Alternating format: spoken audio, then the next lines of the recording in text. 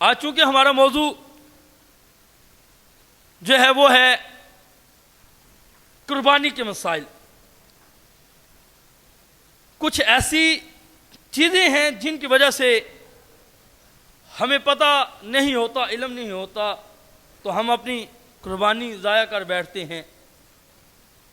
سب سے پہلی بات جو اس کے اندر آتی ہے، قربانی کس پر واجب ہے؟ یاد رکھیں، قربانی صاحب نصاب پر واجب ہے۔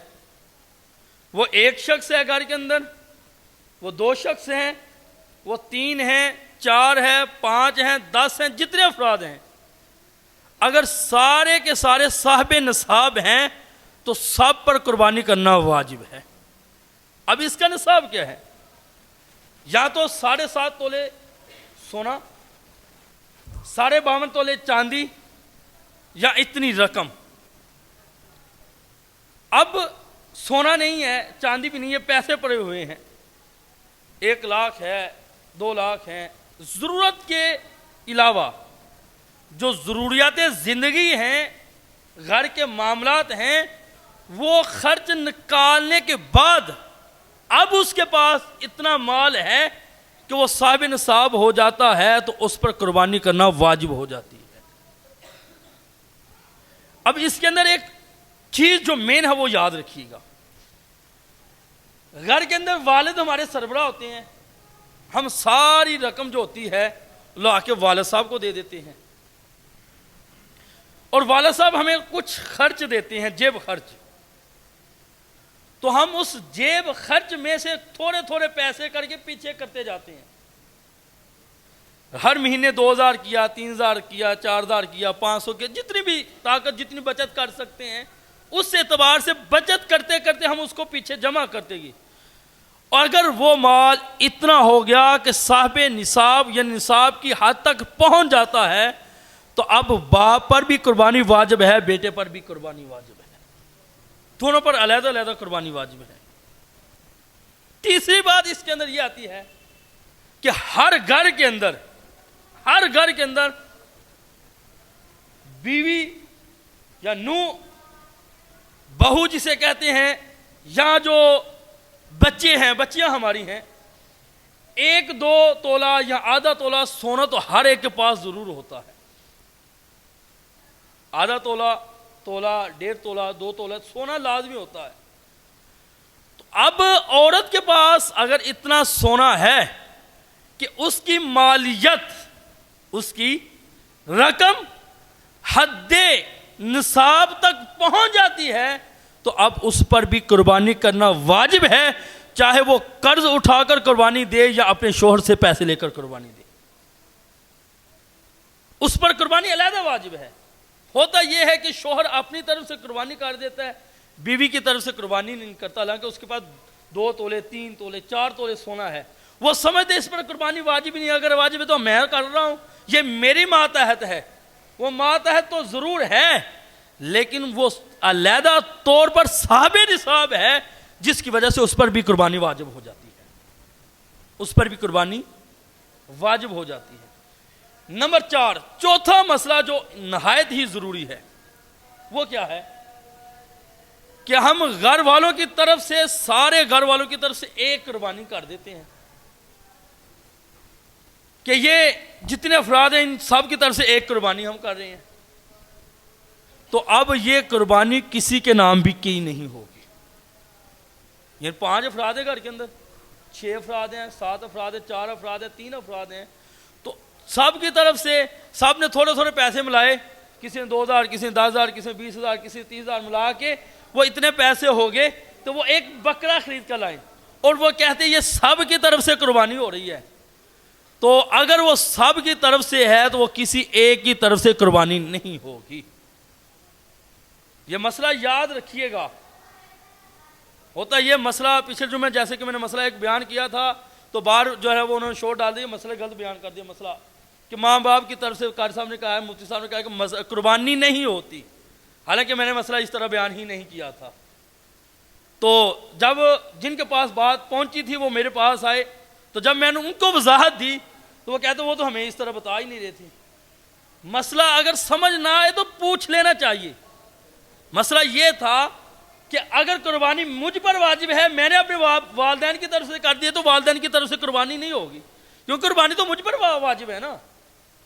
صاحب نصاب میں ہوں، زندہ میں ہوں۔ قربانی کا تعلق دو چیزوں کے ساتھ ہوتا ہے، یہ یاد رکھ لیں۔ قربانی کا تعلق دو چیزوں کے ساتھ ہوتا ہے، ایک زندگی کے ساتھ، دوسرا صاحب نصاب کے ساتھ، مال و دولت کے ساتھ۔ اگر انسان زندہ ہے، مال و دولت نہیں ہے، قربانی واجب نہیں ہے۔ انسان زندہ ہے، مال و دولت ہے، قربانی واجب ہو جائے گی۔ اور اس کے بعد دوسرا بڑا مسئلہ ہمارے معاشرے کے اندر جو ہے وہ یہ ہے کہ ہم کہتے ہیں کہ 7 قربانیاں کرنا پوری لازمی ہے، 7 قربانیاں کرنی ہیں، اس کے بعد کوئی لازم نہیں ہے۔ یعنی پہلے میں اپنے باپ کے نام کے ساتھ کروں گا، پھر والدہ کے نام کی کروں گا، پھر اپنے نام کے ساتھ کروں گا، پھر بیگم کے نام کے ساتھ کروں، یعنی 7 کا عدد ہم پورا کرتے جا رہے ہیں۔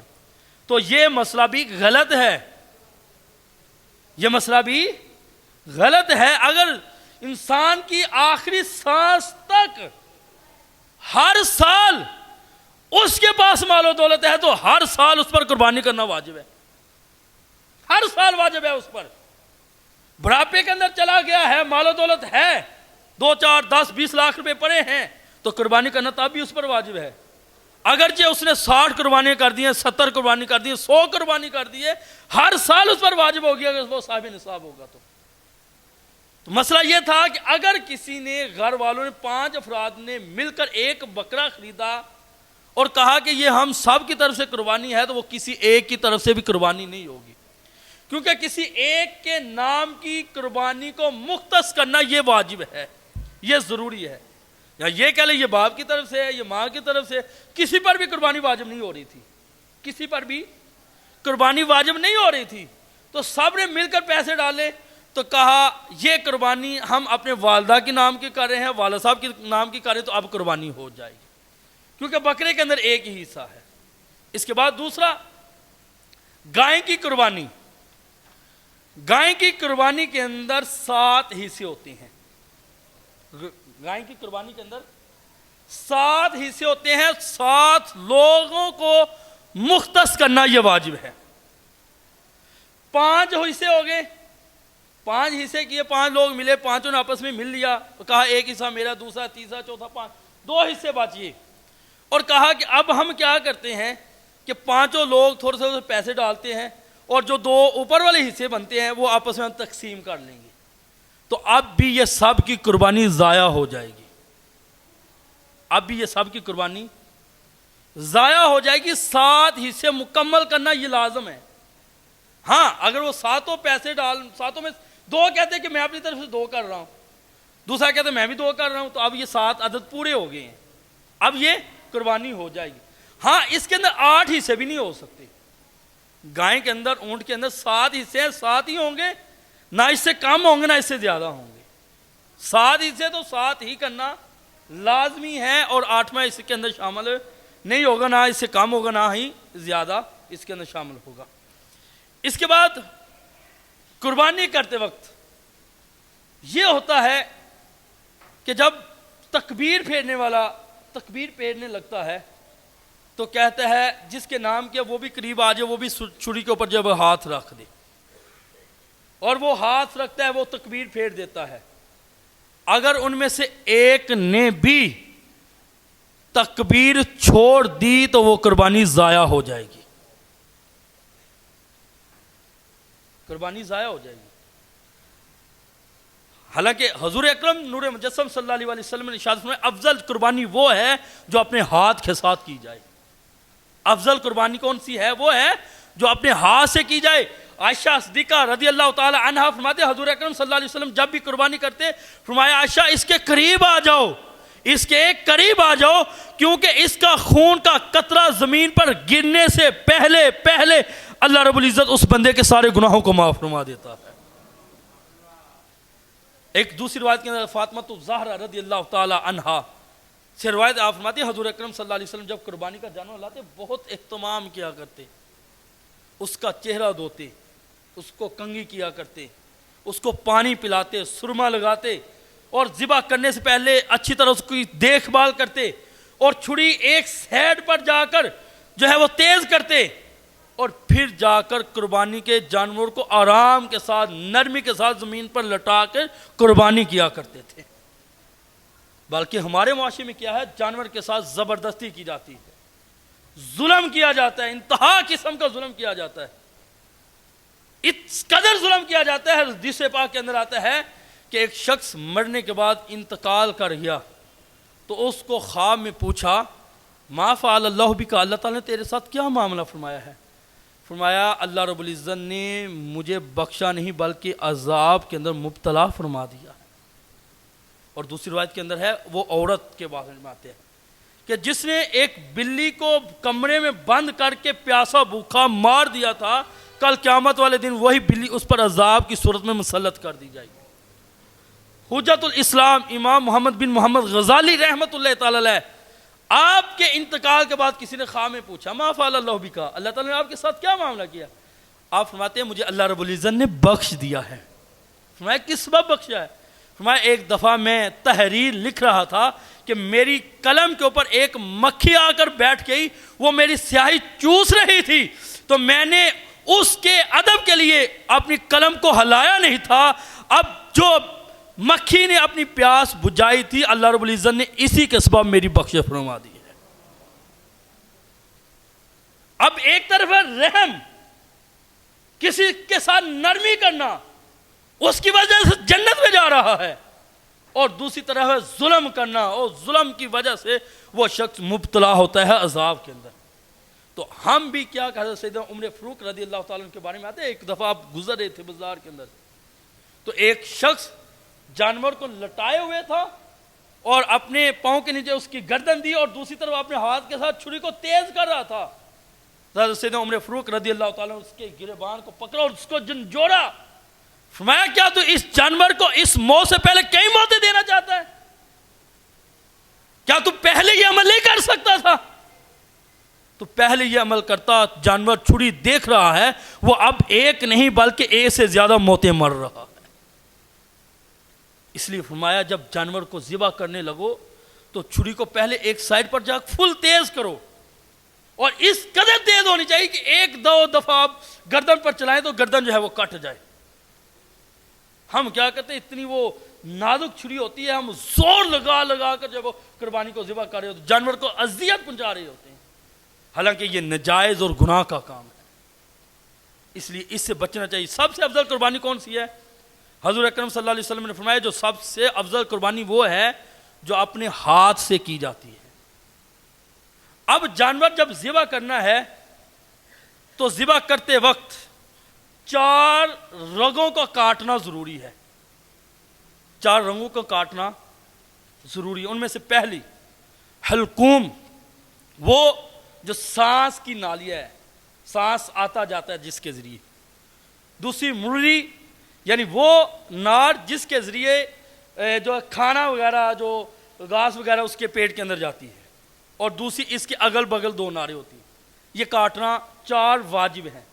پہلی حلقوم, مری, اور مری کے اگل بغل 2 اور ناریں ہیں. اور سب سے اہم بات اس کے اندر خصوصی توجہ کیجئے گا, کیونکہ ہم خود قربانی نہیں کرتے, ہم کسائیوں سے کرواتے ہیں, دیاری داروں سے کرواتے ہیں, اور وہ ظلم کرتے ہیں انتہا قسم کا. وہ کون سا ظلم؟ تکبیر پھیری ہے, اور پھیرنے کے ساتھ ابھی جانور حرکت کے اندر ہو رہا ہوتا ہے, ہم کھال ادھیرنا شروع کر دیتے ہیں. یہ گناہ کا کام ہے, اذیت والا کام ہے. بلکہ مفسرین نے لکھا ہے جب تک جانور بالکل ٹھنڈا نہ ہو جائے اس وقت تک اس کی چمڑی نہ ادھیرے. ہم کیا کر رہے ہیں اپنے معاشرے کے اندر؟ دیکھیں کہ ہم اس چیزوں کے اندر مبتلا نہیں ہیں. یہ وہ چند چیزیں میں نے بیان کی ہیں, ابھی کافی چیزیں باقی ہیں, بیان نہیں کر سکتا, ٹائم ختم ہو گیا. یہ چند چیزیں میں خصوصی جو آپ کے سامنے رکھی ہیں, ذرا غور کریں. کیا ہم سب ان چیزوں کے اندر مبتلا نہیں ہیں؟ جانور ذبح بعد میں کرتے ہیں, چمڑی پہلے ادھیرنا شروع کر دیتے ہیں, جب اس کو زمین پر لٹاتے ہیں اگر وہ الٹی سائڈ پر ہوتا ہے گھسیٹ کر اس کو جو ہے وہ قبلہ کی طرف کر رہے ہوتے ہیں. یہ ظلم نہیں ہے جانور کو؟ ہمیں کوئی گھسیٹ کر کرے تو ہمیں کتنی تکلیف ہوتی ہے, کتنی اذیت ہوتی ہے. وہ تو بے زبان ہے, اور وہ قربانی جو انبیاء علیہ الصلوۃ والسلام کی سنت ہے, اس کے ساتھ ہم کیسا برتاؤ کر رہے ہیں؟ اور فرمایا بڑی بات یہ ہے کہ جس کو ہم ذبح کروانے کے لیے لے کر آئے ہیں نا، اس کو تکبیر پڑھنا بھی نہیں آتی، منہ کے اندر سگریٹ چل رہا ہے، پان چل رہا ہے، وہ چھری ساتھ چلا رہا ہے۔ تکبیر پڑھنا واجب ہے، لازمی ہے ذبح کے وقت، اگر نہیں پڑھیں گے تو قربانی نہیں ہوگی۔ اس لیے یہ ساری چیزوں کا خیال رکھنا ضروری ہے۔ اللہ تعالی ہم سب کو قربانی کے صحیح مسائل سیکھ کر اس پر عمل پیرا ہونے کی توفیق عطا فرمائے۔ آمین بجاہ نبی الامین صلی اللہ تعالی